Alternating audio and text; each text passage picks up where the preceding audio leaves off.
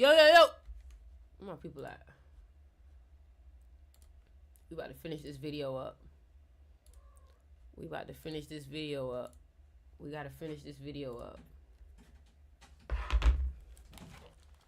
I'm ready to finish this video up. Where my people at?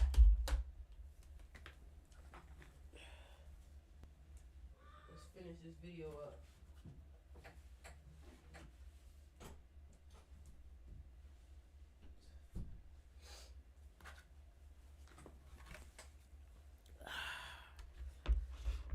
Evidence we can communicate after death. We've already started this video, but this shit has been already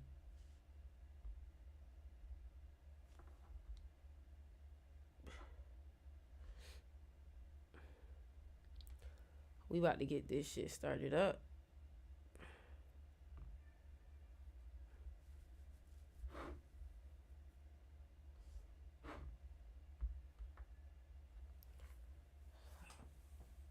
Let's go ahead and get this started. Wait for some people to join up in here now. Dr. Tara Stewart. Evidence we can communicate after death. It's crazy.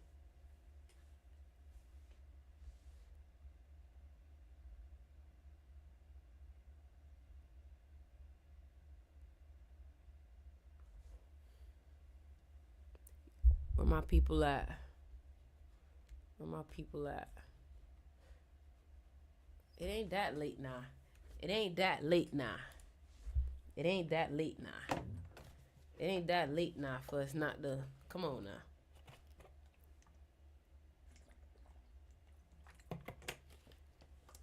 It ain't that late now. My hair looks so short, bro. Like, I usually stretch this out, but it's like I hate how short my hair looks. It's like shrinkage is crazy, bro. So I guess we might as well just go ahead and start the video then. Let's get into it then. We've learnt loads of things that we thought weren't true before.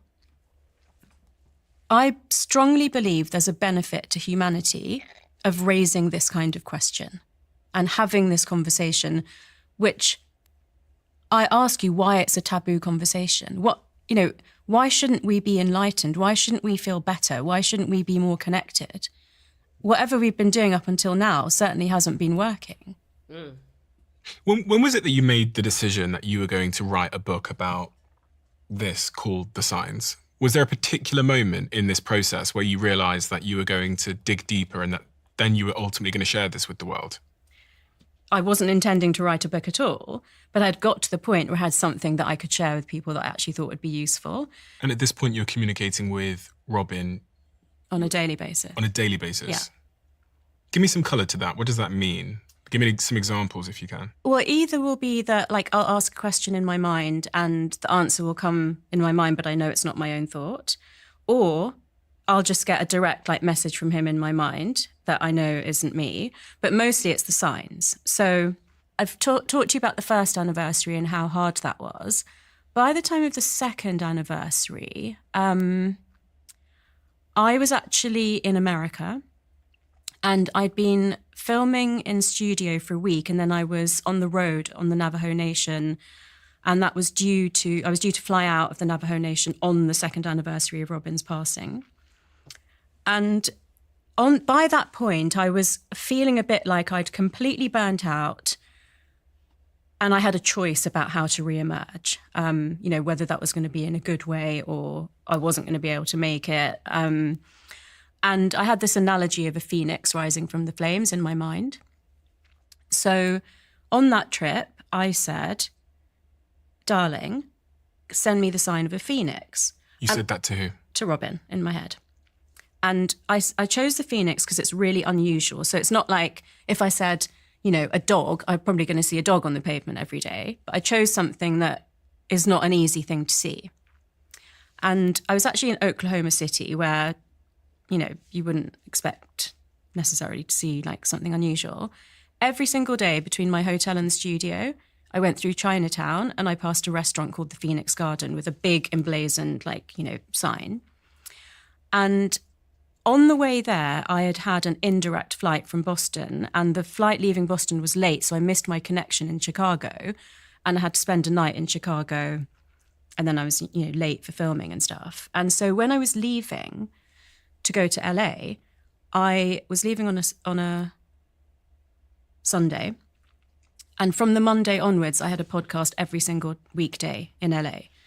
And so the team said to me, we know that you cannot miss that flight. We are not going to put you on an indirect flight. We absolutely promise you direct flight to LA, so you're fine from Monday onwards. We were in the middle of nowhere for like a week. And basically my flight wasn't booked because we didn't know which airport we were going to be at. We arrived on the eve of the anniversary of Robin passing, and my flight was booked that day. And it was from Flagstaff in the Navajo Nation to LA. Flying on the day of his anniversary, no direct flights. I had to fly through Phoenix, Arizona on the day of his anniversary. You probably heard of that old analogy of when you buy a car, you end up seeing the car everywhere on the road. Yeah. Like I buy a new car and then I go everywhere and it seems like everybody's got my car because of, do they call it confirmation bias in science, in psychology, where once you've got something in your head, you're more likely to see that thing. I think they've done studies on this where if you are exposed to something or you're told to think about something, then you'll see it more in the world. How do you separate what you're saying from that proven psychological phenomenon? I don't. I say use it to your advantage. But how do you know that wasn't what was happening in your life? Because if you thought about the word Phoenix and then over the course of a couple of days, you're looking at everything, but you're only going to register the things that are emotionally resonant. I might have seen Phoenix a lot of time over the last 7 days. And it means nothing to you. Yeah, I didn't register it. Again, I would say the number of times this has happened, the sort of like how narrow I make the criteria. So, sometimes I say I need to see a button or a symbol of a button or the word button, but it's got to happen 3 times by 11 p.m. tomorrow. And one of my friends says that, we share something, which is if you see a pair of lions, and we send each other pictures of it. But she says it has to be if you went out of your way and you walked a different way and then you saw them. If it's like, the normal way that you go or somewhere that you know that they exist, that doesn't count. It has to be if you went out of your way. So I had a previous thing with Robin, which was about the figure of 8 or the infinity symbol. And there's a story in the book of how that was cropping up for me when I actually met him. But there was a day recently where I had I had 3 spaced out meetings in the day. So I thought I'll take the opportunity to walk for an hour between them all. And for the last meeting of the day, I ended up walking past UCH, which is the University College Hospital, where he was having treatment. And that had been a really traumatic time for me when he was in hospital there. And I will have to say I kind of avoided that area since then. I'll tell you about a particular story that was like really traumatizing for me. So on this walk to where I was going for the evening for a book launch event, I ended up walking past the hospital. And I actually said in my head, like, why would you make that happen to me? Like, why do I have to walk past that building? I never want to see that building again in my life. And again, I said, you have to send me a sign. And by the time I got to Euston Station, so, people who don't know can Google this, it's not very far. There was an elastic band in the figure of H lying on the pavement. And you know what's so deep about this? I believe that this is real because Joe Dispenza has a meditation in his You Are Placebo where he says, ask for a sign. And when you ask for a sign that's very distinctive to you, that when that sign comes, that's proof that you had connected to the quantum field. So it's interesting. She's a neuroscience, and another neuroscientist also talked about asking for a sign. And my thing is just like, when are we going to realize that spirituality isn't some woo-woo shit, and spirituality is actually a science? That means something to me. So the thing about this confirmation bias thing is it's dependent on the reticular. Make sure y'all share this live on your stories. I see that now you can post lives on your story. Activating system, which is the system of your brain that filters out what's not crucial to your survival and filters in what it wants you to notice. And so actually, one of the things I've written about in the book is the art of noticing. Because really, we live in this world where life is passing you by at 100 miles per hour. You're not noticing things that could actually be crucial to you thriving rather than you just surviving. And in this model called shared trait vulnerability, which falls under the field of research called neuroaesthetics. So basically, creativity is a positive personality trait, right? Mm-hmm. But there is a high correlation between creativity and psychopathology, which is mental illness, particularly depression, schizophrenia. Yo, there's a book I just bought on this. This is like, I'm getting crazy signs. Right now. So the book that I just got on this was about how creativity and geniusness is on the brink of mental illness. So it's and alcoholism. Wow. And there are quite a few high-profile examples of creative people who had mental illnesses, like Alexander McQueen, Kurt Cobain, Van Gogh. So what that shows is that there's an area of overlap of three particular ways of thinking that are underpinned by neurology that are the reasons that people with mental illness are so creative. And they are basically hyperconnectivity. So that's two things. That's joining the dots in the material world of things that aren't obvious to other people. Yes. But it's also hyperconnectivity inside the brain. So if you think about all these lobes, so heavy. If you think about all these lobes, the more lobes that are firing at the same time, and there's also a cortex that's known as the association cortex. So that one, these lobes can be firing, but they're not necessarily connecting up with each other. The more interconnected all this firing is in the brain, the more the brain opens up to new ideas. And so that underpins creativity. And also this usually really involves the visual cortex, which is in the occipital lobes. And that's why sometimes people, whether it's through psychedelics or, sort of altered states of consciousness through creativity, can see things that they didn't see before. Mm-hmm. There's also something called novelty salience, which is noticing new things, or just noticing things of importance that you would otherwise have filtered out. And there's something called attenuated latent inhibition or low latent inhibition, which is to do with that filter. And it means that the filter allows more things in than it normally does. Mm-hmm. So you can see we've got hyperconnection, we've got noticing more things, and we've got the filter like loosening and allowing more things in. What the? Now, if you've got a high IQ, high working memory, and you've got cognitive flexibility, which is you can think, out of the box, that's a really good thing. If you've got a low IQ, you've got deficits in your working memory, and you've got what's called perseveration, which is you just go over the same thought process over and over again, that can lead to you having a psychological crisis. So I took that model and thought, if grief is like psychosis, and I'm currently in a very vulnerable state, is creativity a conduit for me to get not only back to the state that I was in before, but into a state of expanded awareness where I can loosen the filter as I choose fit. I can notice things that I would have passed by before. I like this. This shit good right here. This shit deep. It's eating right now. And I can think differently about how my mind works, how the world works, possibly what happens after someone passes away.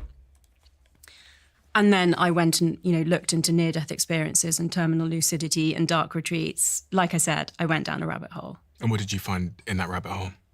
At the border of life and death, usually within 1 to 24 hours of death, someone whose brain hasn't been functioning, who can't remember the names of their own children, suddenly becomes completely lucid and says, Stephen, darling, come over here. Let's have a nice mother-son chat. Terminal lucidity refers to a sudden and unexpected return of mental clarity, consciousness, or memory in individuals near death, often after a period of cognitive decline or impairment. This phenomenon, sometimes called an end-of-life rally, has been in various conditions, including dementia, neurological disorder, and psychiatric illnesses. And then that gives a lot of people hope, but usually that means it's an hour or 23 hours till the person is going to die. We can't explain that. How can a brain that's irreversibly damaged suddenly function completely normally. There is no explanation for that. With the near-death experiences, I was particularly compelled by 3 stories.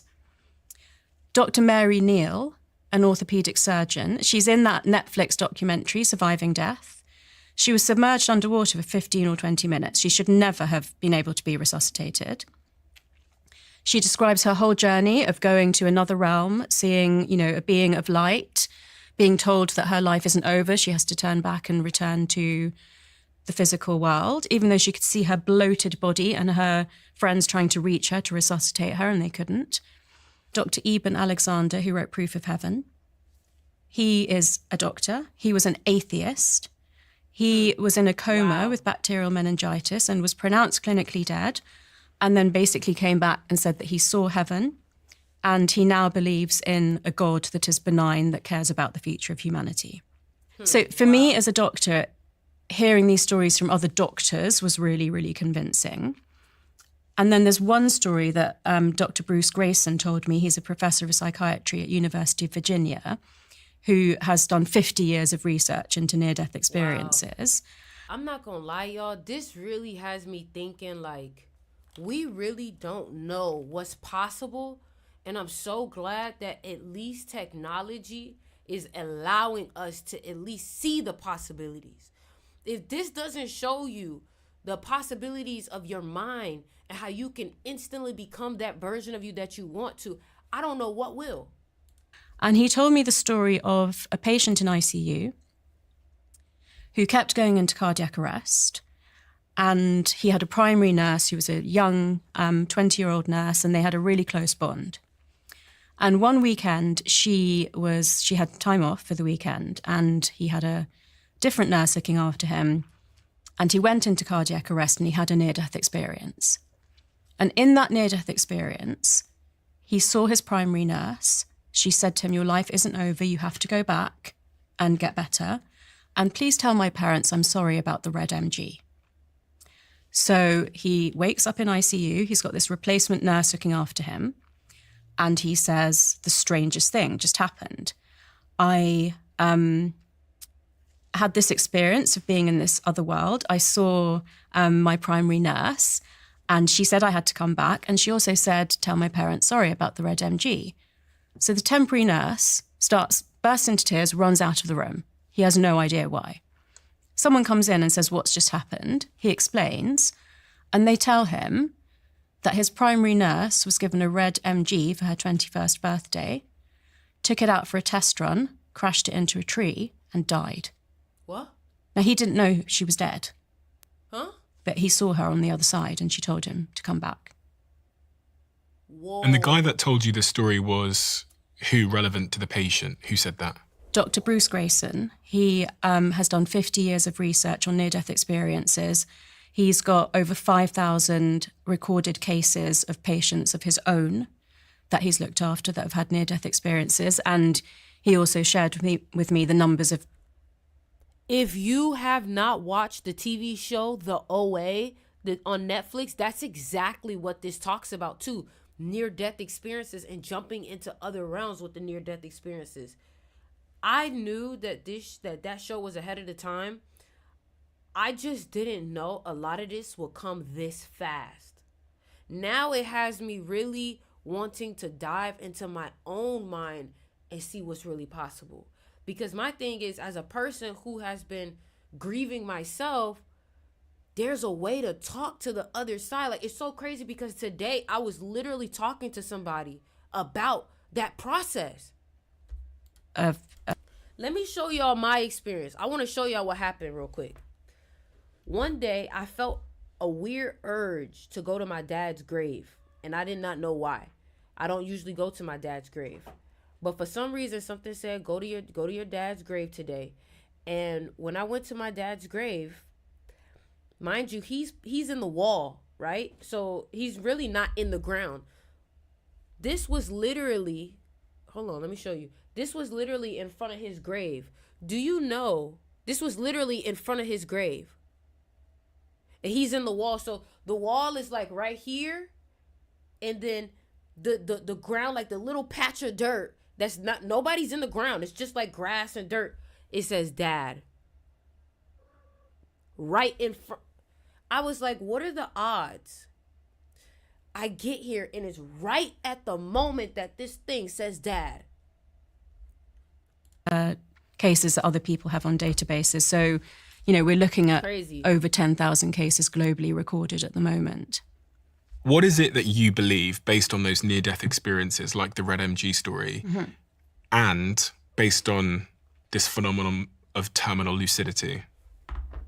This is crazy. So Professor Alexander Bathiani, who wrote Threshold about terminal lucidity, put it really nicely when he said, maybe at the border of life and death, we see something that is true all along, but we don't, for whatever reason, see it or acknowledge it whilst we're alive and well, which is that the mind and body can operate independently of each other. Wow. It is quite shocking. There's this case from 2009, an 82-year-old woman with Alzheimer's disease who was nonverbal and non-responsive and had no apparent recognition of her surroundings or families for years. And then one day before her death, she suddenly sat up in hospital, looked around and recognized her daughter by name, spoke clearly, reminisced about the past, thanked her family for caring for her. Her speech was coherent, her memory was intact, Wow. and her personality recognizable, as though she had never been ill. She fell asleep that evening and died peacefully during the night. And what do you think's happening there? What do you think's happening there? It's possibly, you know, partially explained by a surge in neurochemicals, but it's not explained by how can those neurochemicals act if the physical neurons and synapses are damaged. There is no explanation. The only explanation is that the mind is not emergent from material matter. It's not. Whoa! She's basically saying, wow, the mind is not matter. That's why they always say it's mind over matter. That's why they always say it's mind over matter, because the mind controls matter. The mind is not of matter. That's why things like thoughts and dreams are not something that you can physically touch and hold, and that's why. The mind, the thoughts, the emotions, the psyche cannot be solely. So, but then that lets you know that your consciousness is within this mind. So that means that technically you're like they say, you're not matter. You're just your spirit, the essence, the mind, the consciousness is just held in matter. Emerging from physical matter. That's the only explanation from what we understand so far. And so what is it that you now believe? You believe that our souls and our bodies are two separate things. And where does our soul live if it's not living inside of me? So like, where is Robin? So I believe that, you know, whether you want to call it the universe, consciousness, collective consciousness, Godhead, cosmic soup, the word for it isn't important. There's somewhere that energy goes and it still exists in some form.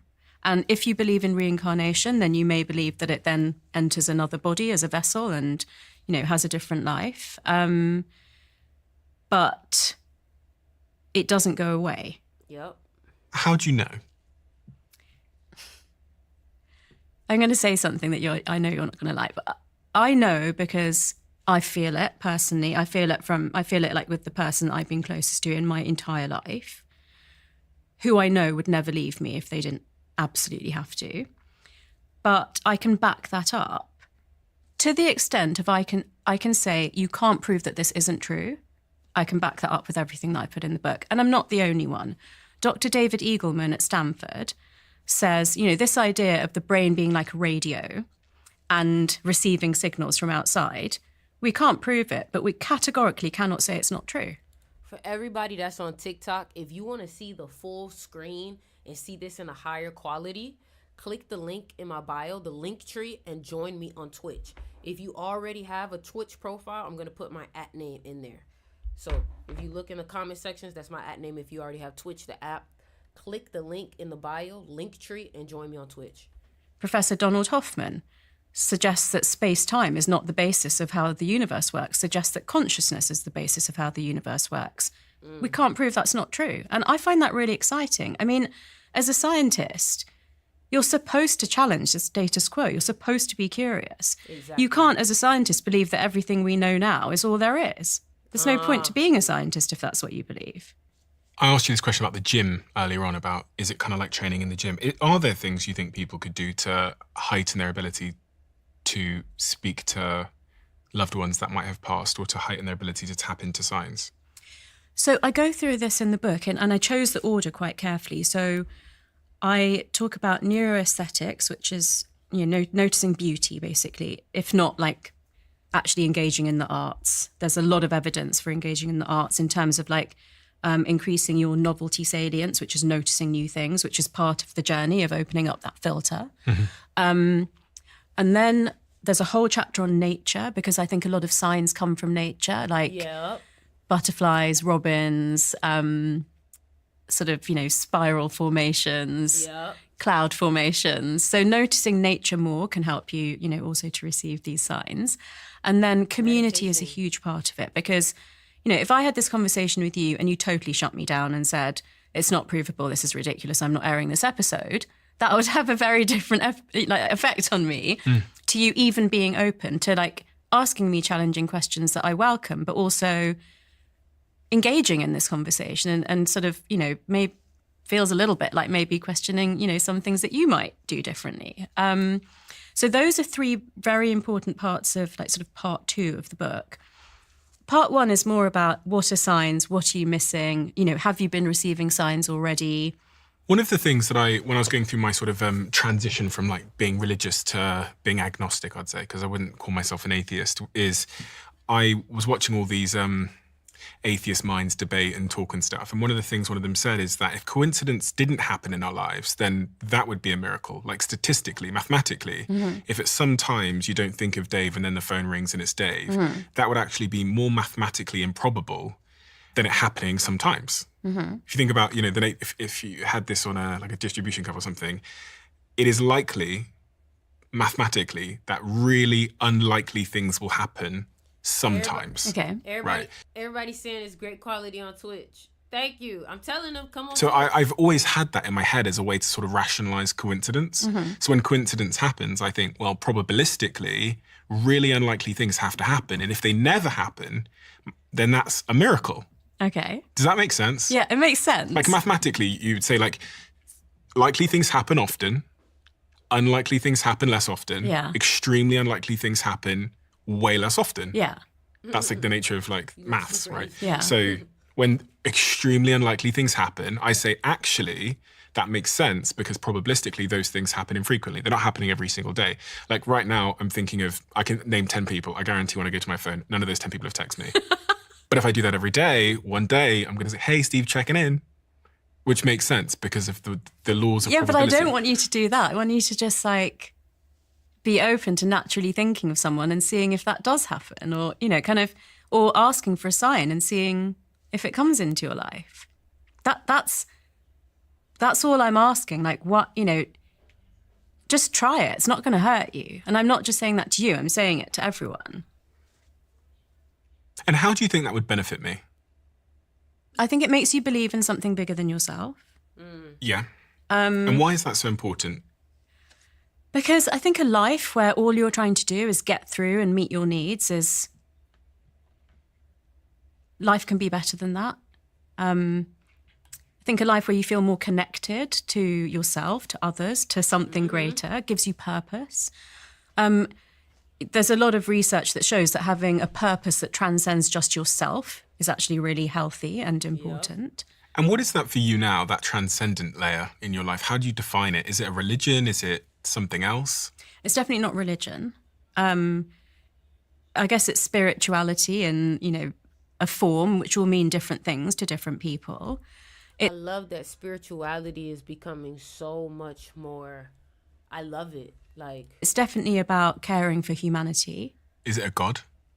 A creator? For me, no. But 85% of people globally believe in religion and a god, so it's important. I think for me, it's about giving like a voice of relevance and helping people to feel seen and heard, because I think that's very lacking. And I'm in the enormously privileged position that you have given me of being able to do that. And I want to use that in a really positive way. How does this overlap with or sit alongside what people call intuition? Because you talk about that as well in the book. Yeah. I know there's so much, there's still so much else that I want to say. Just keep going. So intuition is what it is. It's accessing inner wisdom, right? But I've included it as a really important part of the book because I believe that it's a way to receive and interpret your signs. But I just want to go back to something I said earlier, which is about how trauma can be stored in your body. And, to some extent, it can't be retrieved through talking therapy because there aren't words for it, because it's actually embedded into the tissues of your body. Wow. There's a really exciting new hypothesis for how that might work called the serotonin hypothesis. So previously, I think it would make sense that if, for example, when Robin was in hospital, I would sit in a very hunched over position and my fists would be clenched because I felt like I was fighting for his life all the time. And if I relaxed for a millisecond, he could die. So it makes sense to me that those postural issues would show up for me later in terms of aches and pains and, perhaps not perhaps, as my Pilates and yoga teachers keep telling me, issues with, certain parts of my spine and stuff. But the serotonin hypothesis is very exciting as a neuroscientist because a lot of people have heard of Bessel van der Kolk's work and the book The Body Keeps the Score. And it makes sense kind of intuitively that the body does keep the score. And like I've said, about that book. There's an amount of trauma that you can't express, you can't articulate verbally. So we understand that there are imprints of that in the body. Mm-hmm.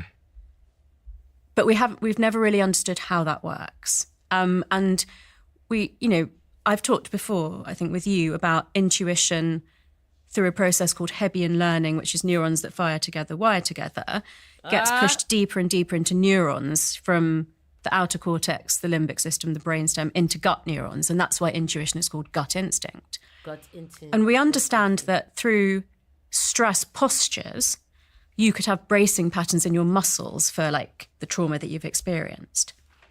Fascia is the connective tissue that holds your entire body together, all your organs, all your muscles.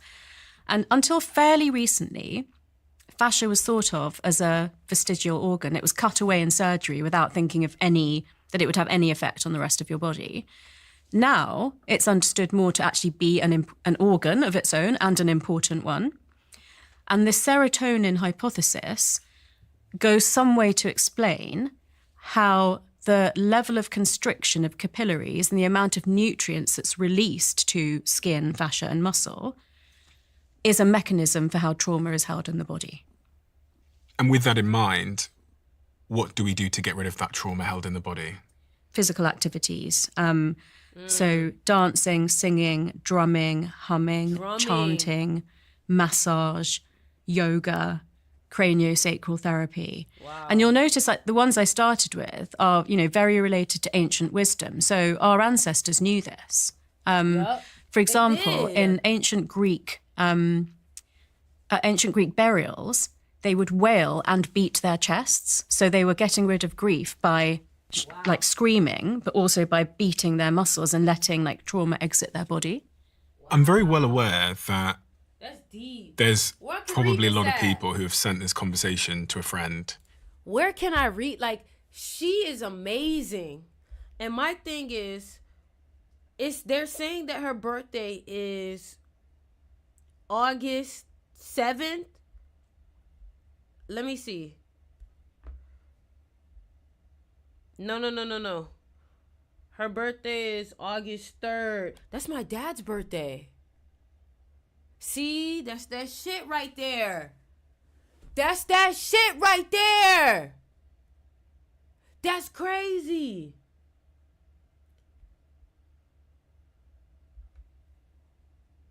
Whoa. Who is struggling right now. Mm-hmm. And that friend who has lost... Y'all have to understand why this is crazy. August 3rd, August 2nd, August 1st, I was dealing with crazy signs from my father. I then find her and she's talking about being able to communicate with the dead. Mind you, a week ago, I was just saying, I've communicated with the dead for the first time. Like, I'm surprised. Like, this is crazy. I wasn't really expressing it because it was just like something, personal. And to see that this lady literally has the birthday of my dad, like, that's crazy. A loved one, potentially a husband, potentially a wife, potentially, God forbid, a child or a grandparent or something, is listening to this because they are in search of answers. Can y'all hear me? Can y'all hear me better? Can y'all hear me better? Can y'all hear me better?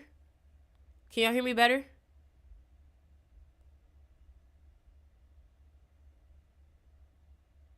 Can y'all hear me better?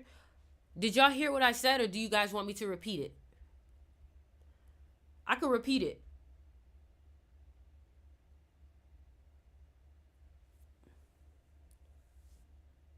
Okay, okay, great. It's for their own healing.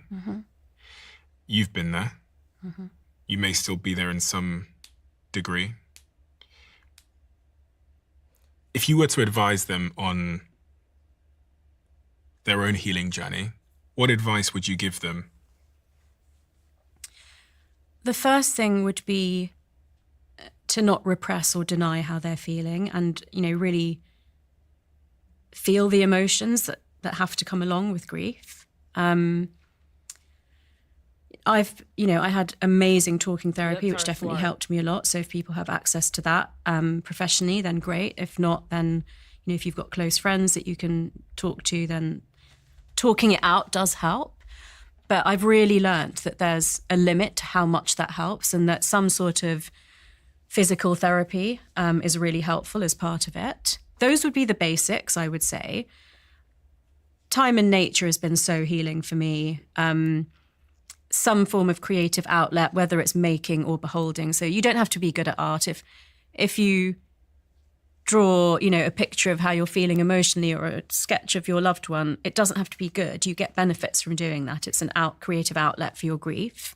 That's probably the second level. And, the third level to me is, if you've got any inclination to receive signs, or just be open to, a white feather landing at your doorstep. You know what? Alien Superstar, you literally just said Yemaja. And it's crazy because when she said being in nature, I literally was thinking about the Orishas, but I was thinking about Oshun, because Oshun says that watching a sunset, they say that with Oshun, like, watching a sunset, spending time in nature is a form of self-love.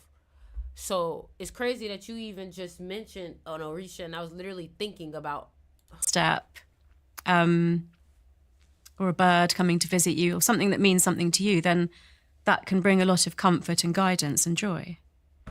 And you also assert that things like being in nature, creativity, honing into our intuition increase the probability of us receiving these signs. Well, receiving and being able to interpret in a way that's meaningful for you. Gut instinct. In the book, you talk about how strengthening one's gut health can have an impact on gut instinct. I'm writing notes. Explain that to me.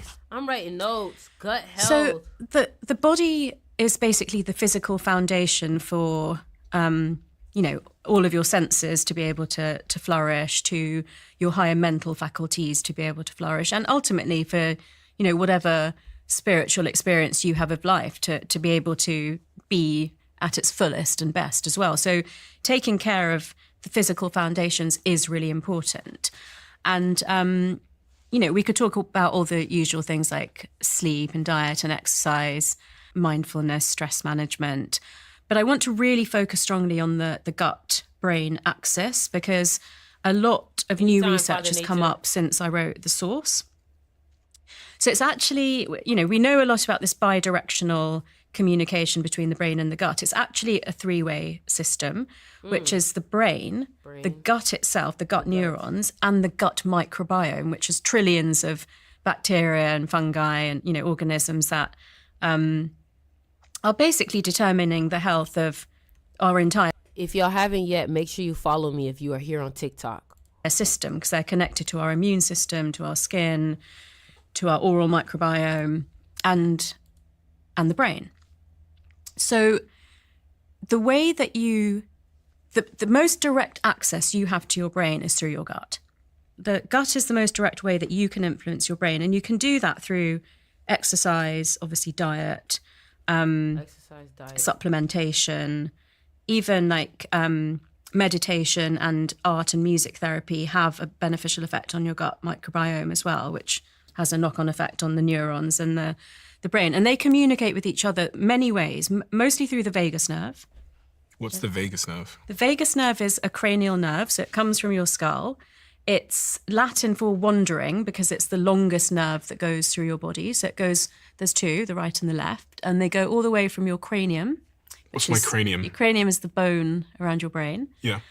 So inside that, down your neck, they go through your diaphragm and to your intestine. I'll put a photo up on screen for Yeah. everybody who wants to see where their vagus nerve is. Also other nerves, so the nerves that innervate the gut organs, they're called afferent intestinal nerves. They're also involved in this communication. Then there's hormones, and there's cytokine messages, which are chemical messages that aren't hormone. I'm not gonna lie, y'all. This is something I will say. I hope I'm not hitting this mic so much. It feels so good to know that I'm in some kind of alignment, you know? And I'm guessing for you also, you're receiving some type of alignment. But imagine feeling like, you know, you don't know what's going on, but then at the same time receiving so much synchronicity. It's kind of like calming, like it makes you relax and trust.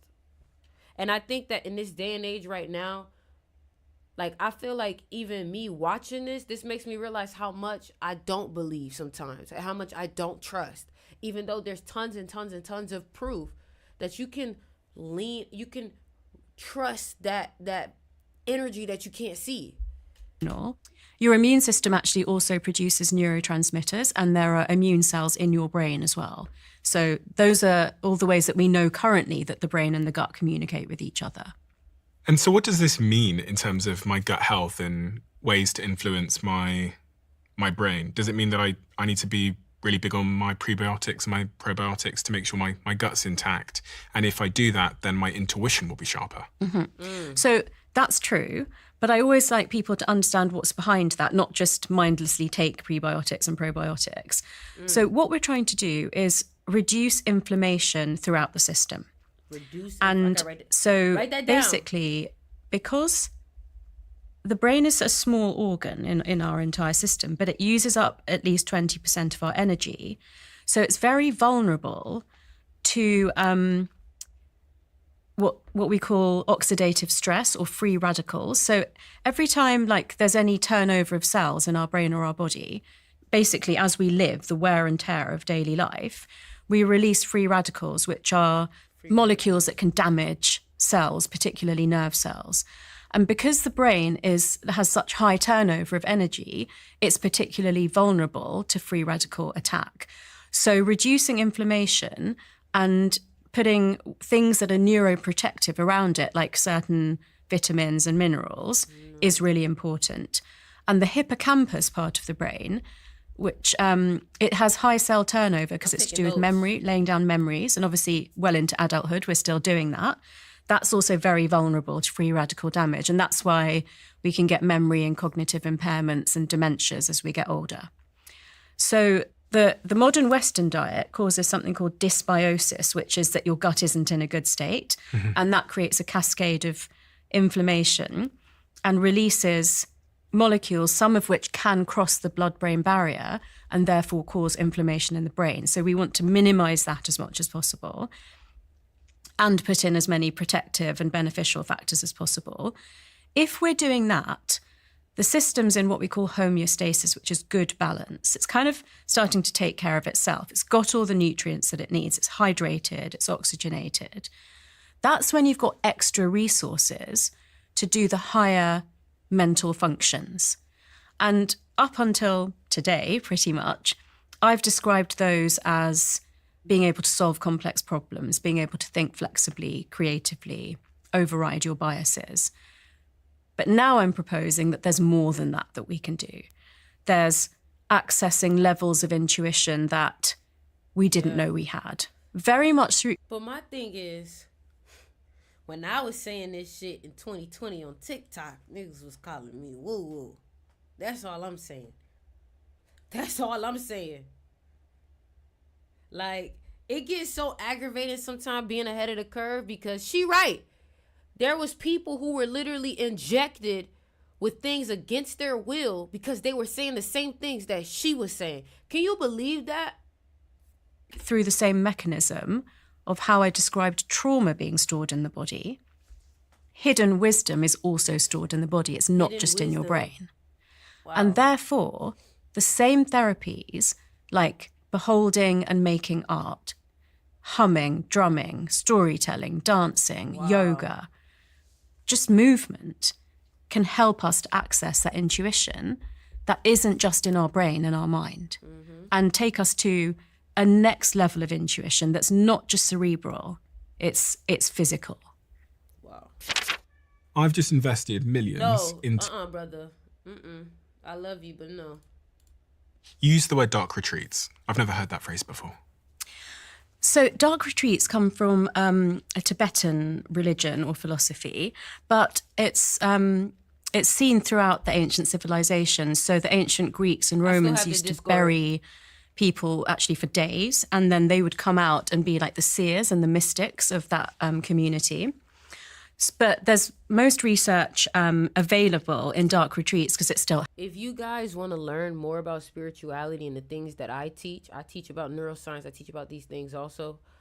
Go ahead, click the link in my bio and join StyxMysterySchool.com. Happening today. What is a dark retreat? A dark retreat is, have you heard of silent retreat, silent meditation? Yeah. Yeah. Yeah, my girlfriend went on one. Yeah, so that's the kind of thing she would do. So basically you can go away for a few days to a few weeks and you're just in silence and you're meditating and doing breath work most of the time. In a dark retreat, you are in like pitch black for... I mean, you can go and do it for a few hours or a weekend, but it's meant to be in sevens. So 7 to 49 days. The monks do 49 days. If, as a person who's interested spiritually, you wanted to do it quite seriously, you would go for 7 days. And you would be in a room or a cave that's got double walls. So it's completely dark. And the reason for doing this is that not all of us can have a near-death experience, right? So this is a way of emulating, it's the closest way of emulating that for anyone like you or I to get access to the benefits of a near-death experience, which I've outlined them all in the book. So in a dark retreat, at first you sleep a lot because it's dark, you're releasing a lot of melatonin from your pineal gland.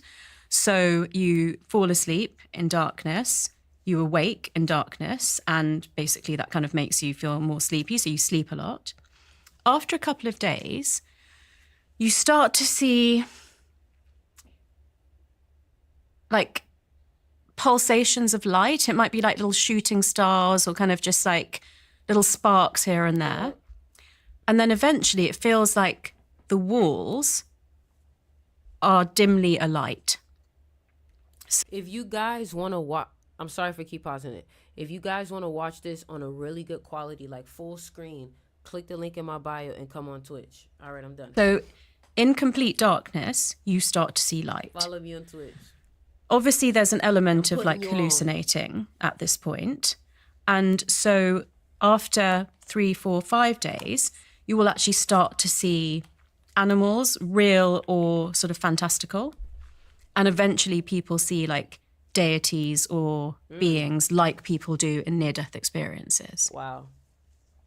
And when people come out of these retreats, they experience many of the same benefits, like, a real sort of like joy for life, less fear of death, more compassion for other people, less fear of failing.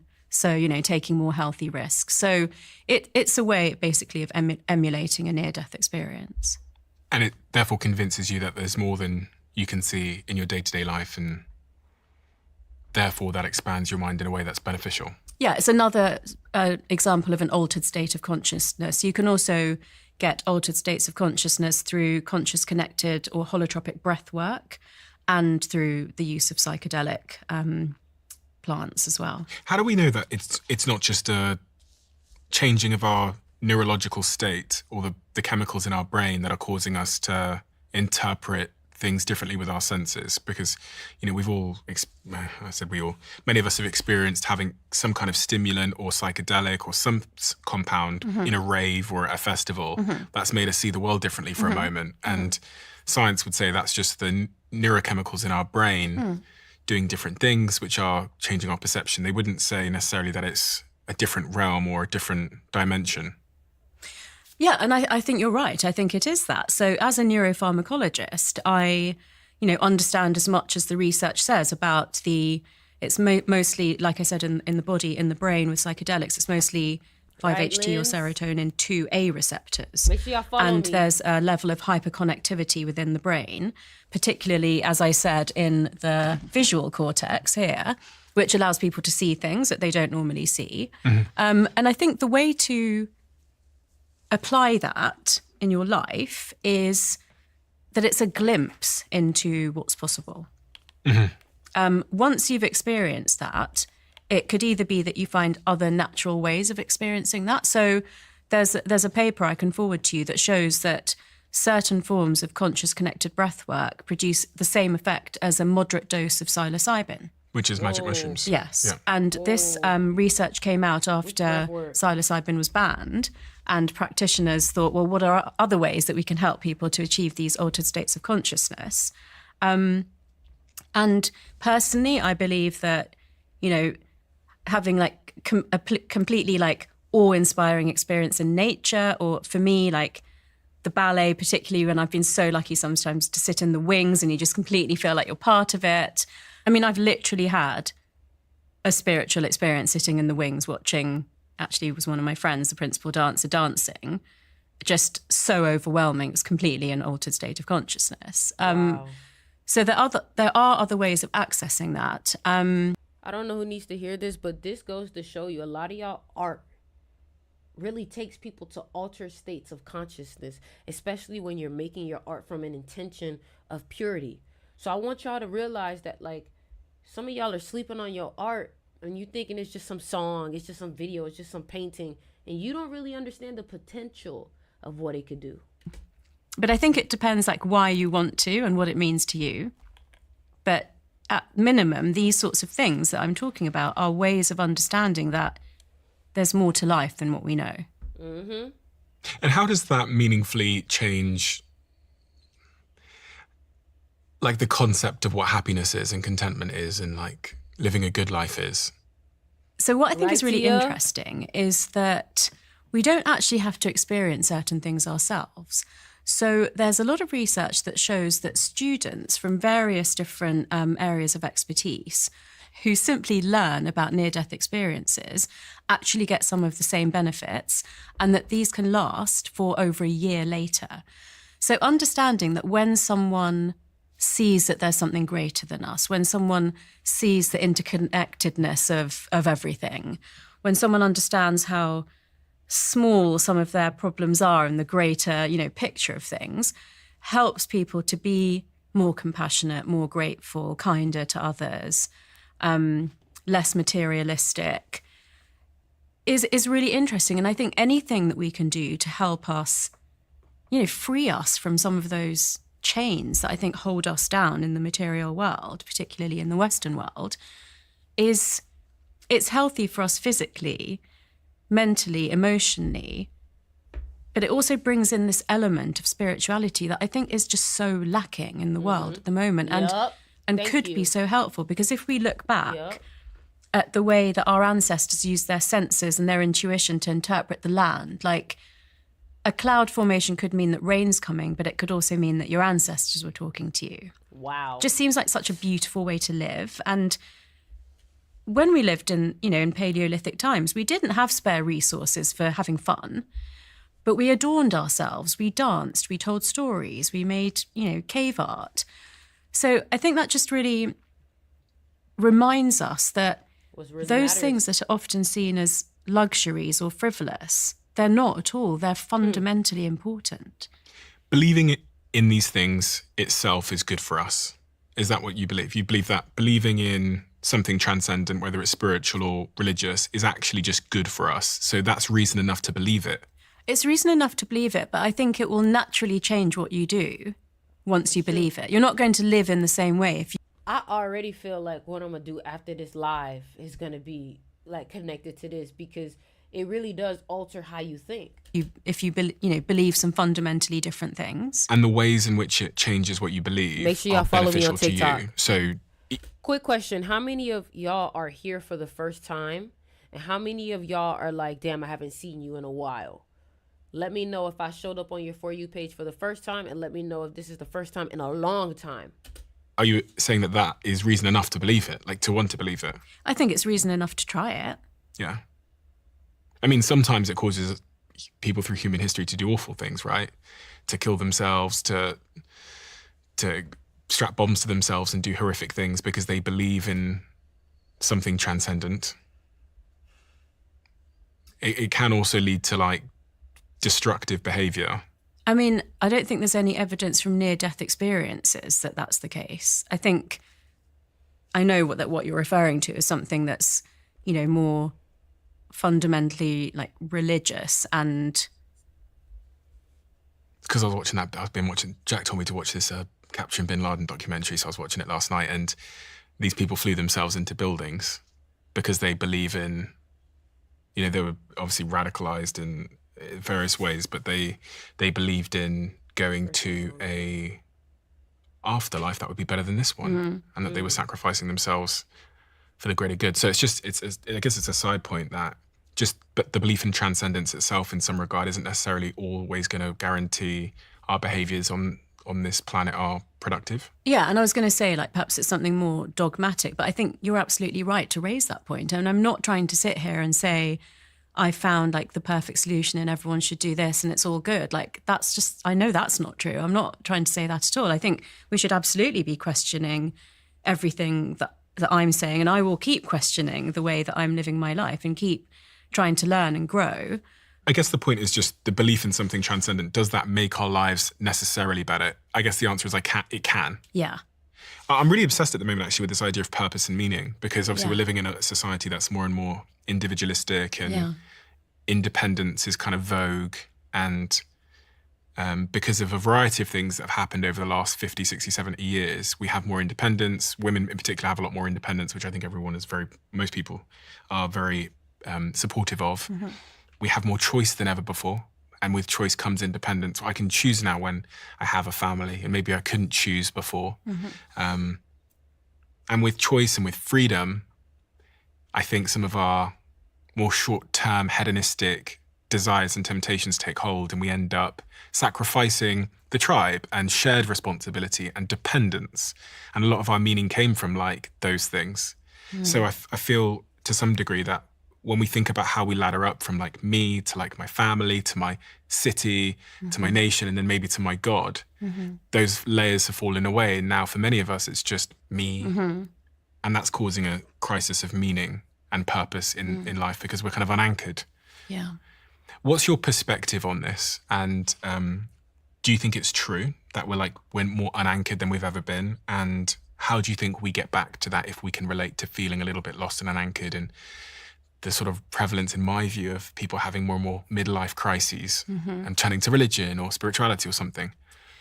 Yeah, well, I actually called this in March 2020, and it's on record because I was on a podcast, and I said I foresee a huge mental health crisis, but we could choose for it to be a spiritual revolution.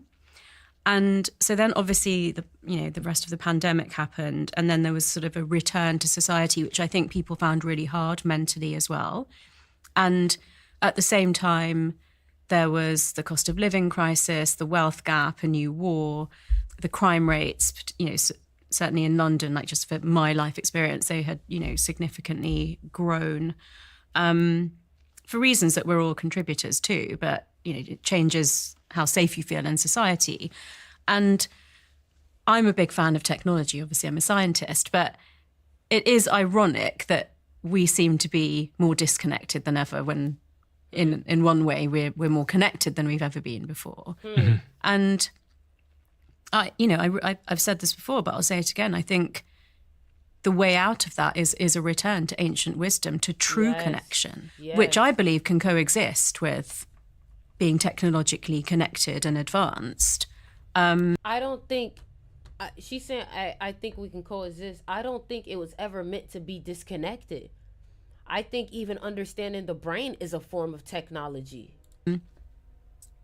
But yeah, I just think we've lost what it means to be human, which means, you know, really being in touch with yourself and being part of a community and caring about something more than just your own life and your immediate, you know, inner circle. And what is true connection in your definition of the word? Because I guess there's false connection if there's true connection. So what's true connection? And what is false connection? Well, I'll just go over, you know, what I've said before, because it's about connection to yourself, to others, and, you know, sort of the world or something greater. And you know, it's about something that's deep and not transactional. It's about something that's meaningful. It's about something that's altruistic. I think it's about contributing. That day when you walked past the hospital, what did you experience? It triggers me seeing that building. And I had obviously looked on Google Maps, but not really realised that I would walk past it. And if I had realised, I would have walked a different way. And I remember just thinking, it's unfair that I had to see this building. It was unnecessarily a trigger for me.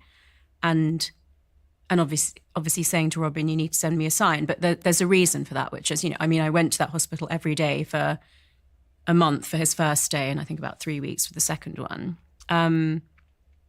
But he had 2 admissions to ICU, and one of them I'd been, you know, to visit him for the day. He'd been bedridden for quite a few weeks by then. And I came home, I was just sort of de-escalating and, you know, sitting on the sofa and getting ready for the evening. And then suddenly I saw the emergency line was calling, and I could hear them saying his heart rate went up to 200, like, damn, 200. ICU are here now. You know, we did a crash call. And they're just like talking. And I suddenly just said, should I come back to the hospital? And she said, yes, in a tone of voice that was like, you need to get here as quickly as possible. Oh, wow. Got in the Uber. It's a 30-minute Uber ride from my house. And messaged my best friend and said that I've got to rush back to the hospital. He was on the 15th floor, so I was like waiting for the lift. Got up there, saw the matron coming to unlock the door, and I just said, is he in his room? And she said, yes, he's in his room. But her face looked like not good. Oh, ran round and saw all the machinery from ICU in the corridor with like 100 wires coming out of the room. Ran into the room and just saw Robin sat up in bed, huge smile when he saw me. And he just said to me, when I thought this was the end, I just kept thinking, please let me see her face one more time. And, you know, after that, he did get a bit better, but then, in that first admission, eventually I said to him, you know, you've got to start sitting up. Well, the doctor said you've got to sit out of bed. And the therapist had come round. He said, I don't want therapy, I've got you. So like I took the therapy. The reflexology lady came round. He pretended he was asleep. And eventually I said, darling, you've got to play the game. I cannot do this by myself. And you can't just keep lying in bed. You've got to sit up. So he got helped into the chair. And that day when I went to say goodbye to him, I hugged him like face to face. And I didn't quite realise that the whole time I'd been kissing him from the side of the bed because he'd been in bed. And when we hugged face to face, I just burst into tears. And I had never shown him anything but a smiling face the whole time. And I left and I just got this barrage of text messages saying, I'm not spending one more night away from you. I'm wasting away in this hospital when I could be with you. When you come in tomorrow, we're going to tell the doctors that I'm leaving. So I thought, okay. Came in the next day, it's ward round. And I was pretty much like part of the ward round. Like the consultant would say everything and then say, is that okay, Tara, kind of thing. And he said, I want to leave. I'm leaving today. I want to be at home with my wife tonight. And she was very clever. She looked at me and said, what do you think, Tara? Because she knew I'd never put him in danger.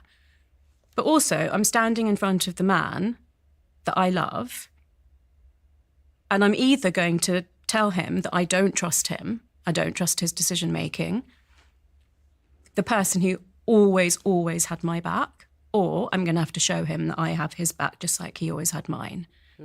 And I said to her, I understand why you wouldn't be in favour of this, but I think I can manage it. And within 2 days, he was discharged from hospital. Off IVs, still on oxygen. We still had to go in to have like the bone marrow tests and get blood transfusions and platelets and things. But he slowly started to recover. It was a slow recovery. So normally within a week, you would get the second round of treatment. He wasn't strong enough for that. But we got to the point where she actually said that we could go to Hampshire, and then he stopped using the walking stick. He stopped using the oxygen. We came back to London for the second round of treatment. She said, I could not have imagined you would bring him back in as good a state as he's in. But the second round of treatment was totally brutal, and it didn't work. So he was in hospital again for a few weeks. And then, like I said, on October 4th, I took him home. Even then, the female consultant said to me, the last time you took him to Hampshire, he got so much better. If anything changes, bring him back to London. And the male consultant gave me 2 syringes of bone marrow stimulating drugs and said, you cannot use this without our permission. But if anything changes, inject him with this and bring him back to London. So I still had like a glimmer of hope, which I shouldn't really have had. And like I said, he lived for 3.5 weeks instead of 2. And like right towards the end, because he was in a hospital bed on an air mattress, he said like, maybe you could like come and lie on the bed with me. And when he couldn't move, he couldn't raise a glass of water to his lips or anything. Wow. But he somehow like moved his arm, because I always used to sleep like on his chest. And then after a few seconds, he said, I'm just really claustrophobic. And, you know, I'd like had to put the rails up to stay in the bed because it was so small and I was going to fall out. And I said, it's okay, darling. And I think that was his way of saying goodbye to me, because he died 2 days after that.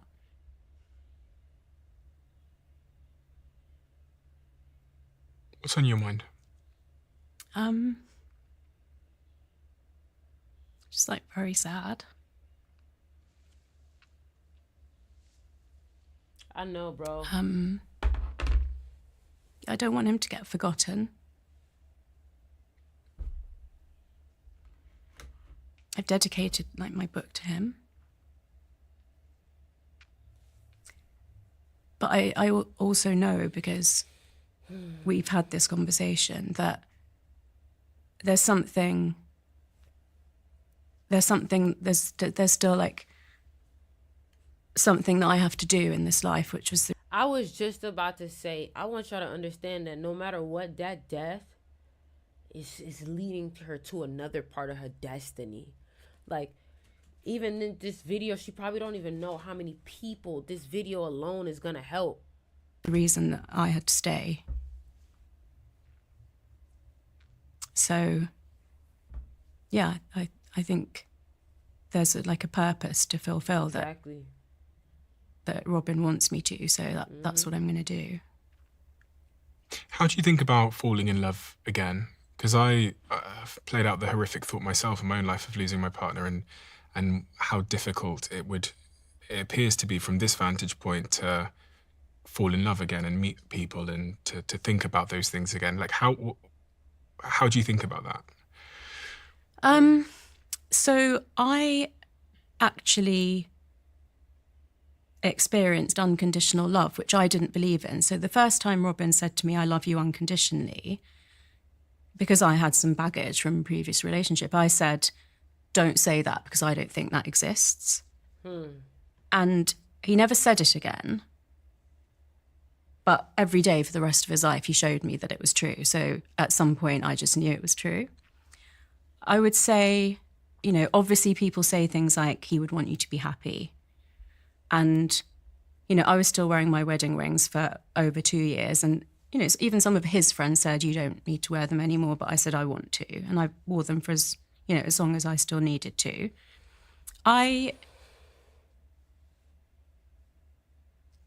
I'm open to receiving love, but I'm not going to go and look for it. Let's put it that way. I like that. Why? I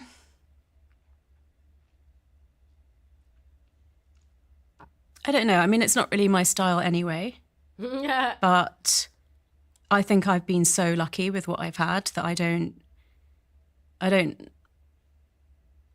I'd be okay if I didn't like have something like that again. Obviously, I'm too young to like not want to have that again, but I also feel quite vulnerable. So I'll just like see how things go.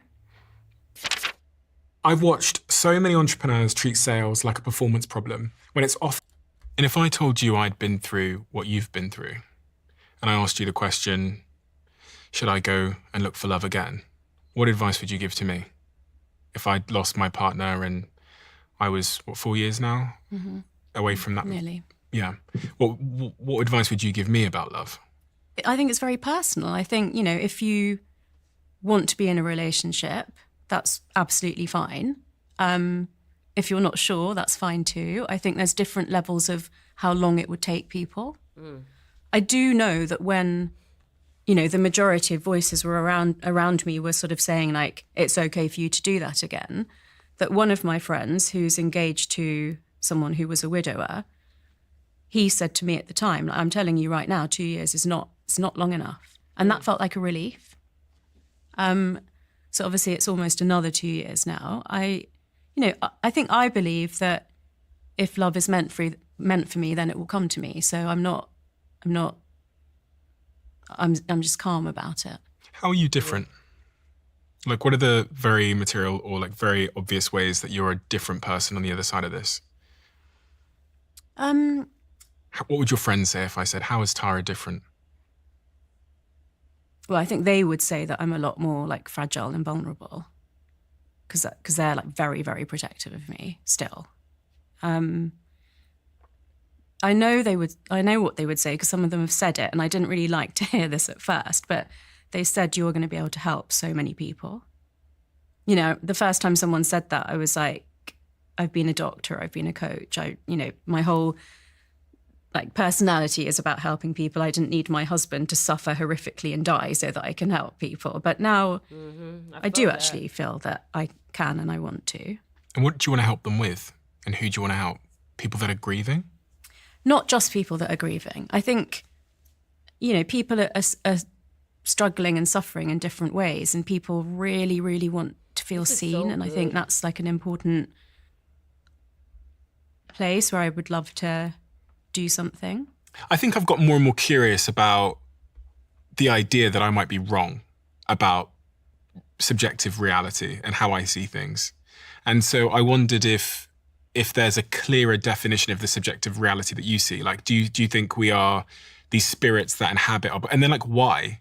Is there reason why I've come into this body? Is there some bigger karmic purpose as to why I live? This ultimate question of like, what is the meaning of life? In the worldview that you have, like, what is the point? What is the point? Why did I need to live? I don't know if I can answer that, but I'm just gonna say like what's coming to my mind. Okay. Which is, so like you and I might never have met in our lives, right? Mm-hmm. And for some reason we did. And we had never met before I did the podcast with you last time. But people cannot stop talking about like the level of chemistry as if we'd known each other our whole lives. And I've always said I felt like I was talking to my little brother. And then that episode goes on to have like the number of views that it does. Mm-hmm. I don't believe that that's random or a coincidence. I think, and there's a reason for that. And for me, in a way, you were the worst person for me to come and tell this story to for the first time, because you were the most skeptical person of all the podcast hosts that I can think of that I'm going to go on. Mm-hmm. So there's obviously some importance to that. I can't explain it. I didn't come here with all the answers. I'm just lucky enough to be someone with credible qualifications that's had an experience that most people don't talk about, that I can open up for people. That's, I would say, like all that it is. But I want to add something else that I'm feeling is relevant as well, which is because of my friendship group, and the kind of conversations that we have, I wasn't allowed by my publisher to include personal stories from my friends. I had to source stories from people I had either never met or only met once or were friends of friends. So every personal story that you read in the signs, which has the person's real name and is written by them and gifted to me for this book, are people that I don't know. And they're all saying the same thing. They see, light disturbances when they think of their lost loved one, or they get unmistakable signs, or robins visit them. Yeah, I haven't made that stuff up. Like, there's something to it. I don't know exactly what it is. I hope I find out before I die, but maybe I'll only find out after I die. I don't know. And is there any meaning to all this stuff? It's kind of going back to the question I asked a second ago, because you said you think we met for a reason. Mm-hmm. And one could hazard any number of reasons as to why that was. Maybe it was because you're going to go on to help so many people and reach so many people with an important message, whatever. But I don't know, this is my curiosity trying to reach a conclusion, which is why? Like, why are humans here? Why doesn't my dog Pablo have, or does he have the same capabilities of seeing signs and communicating with? Oh, he's got more capabilities than you in many respects. I mean, you talk about that in the book, right? You talk about pets and animals. Yeah. Okay, let me talk about that a little bit. So dogs and cats can smell certain diseases, and they can smell imminent death. So there's something called hyperosmia, which is, in humans, it's the ability to smell more than the normal range. So there's a very famous nurse called Joy, I think it's Milner, who smelt her husband's Parkinson's disease years before he was diagnosed. And her ability to smell that disease has caused a new swab test to be created that takes chemicals from the skin of people to predict if they're going to get Parkinson's disease. So there are some outliers in humans that have, they're called super smellers, for example. We're not all capable of that, but some people are. Blind people rewire the visual cortex of the brain, in the occipital lobes here, for echolocation. Humans aren't built for echolocation, bats and dolphins are. But people who are blind can use up the unused visual cortex to learn how to recognise how close objects are to them by how long it takes sound to bounce back from surfaces. So basically, animals have senses that we don't have. Some very rare people can have some of those senses that animals have that most humans don't. We're also capable of rewiring some of our neurons for senses that replace ones that we don't have. And I'm just going to bring us full circle, kind of where we started with, can you suspend your disbelief by understanding that there are lots of things that we can't prove at the moment, but, we sort of, science is on the quest to push boundaries, which is that Russell Foster suggested that the only cells on our retinas are not just rods and cones, which are for vision, but there was a different type of cell that senses the passing of time through the light-dark cycle. And, that's how we create our circadian rhythms. He was ridiculed by scientists who said, we've been studying the eye for 150 years, and you think there's a new type of cell that we've missed out in all that time, and you found it.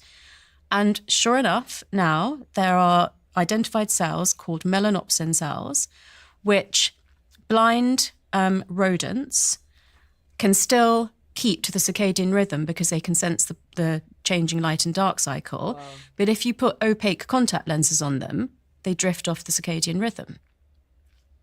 So I'm not going to be able to give you an answer at the end of this podcast, but maybe that's the beauty of everything, that we're not at the end of knowing everything that we need to know, but there's a lot of really interesting big question marks.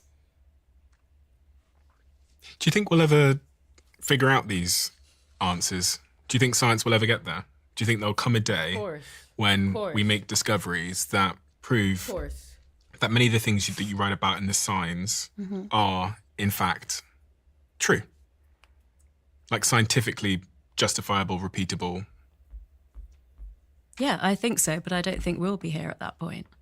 I'm always just fascinated because you know so much about neuroscience and the connection of not just neuroscience, but spirituality and then also human psychology in general. The thing I'm also fascinated about with you is that you're able to tell me things that I didn't know. Like you said to me last time about looking into someone's left eye and the fact that sweat leaks through the skin and that menstrual cycles sync up. And these are all things that are like really actionable that have helped me to look at life differently. But also now I don't think I've looked in someone's right eye in the last 2 years, especially when they're like annoyed or something. So is there anything else like that that you've become curious about or discovered or talked about since we last saw each other that might be pertinent to my audience? I think we've discussed it, which is like noticing beauty. That's been a real game changer for me. That's like gratitude to the next level.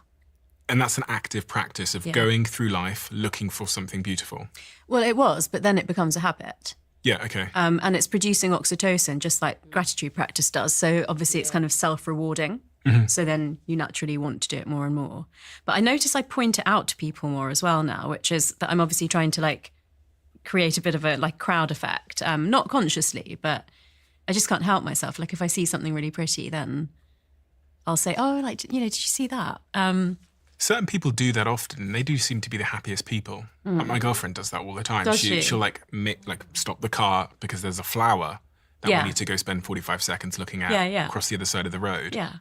And to a lot of people, it's just a flower, and we've kind of almost become used to seeing flowers. Well, that's habituation. That book that right there reminds me of the book The Power of Now.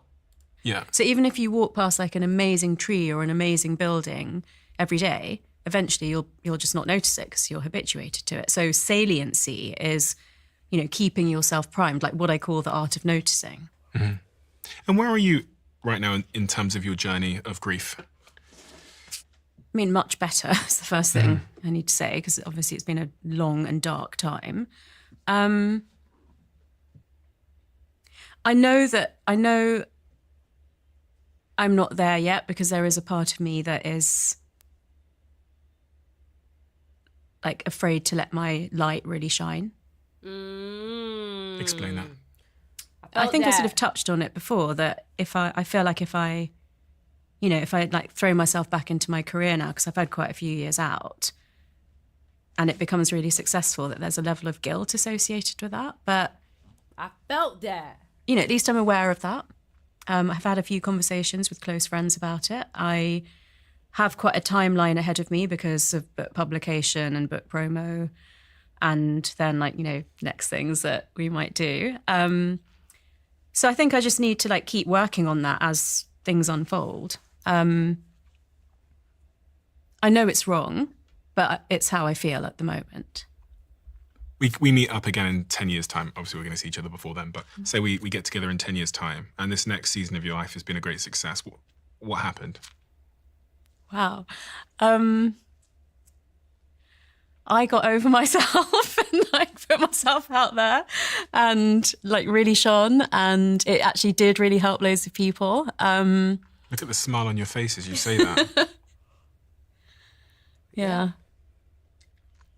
I really want to say thank you to you as well for everything. The feeling is mutual. Oh.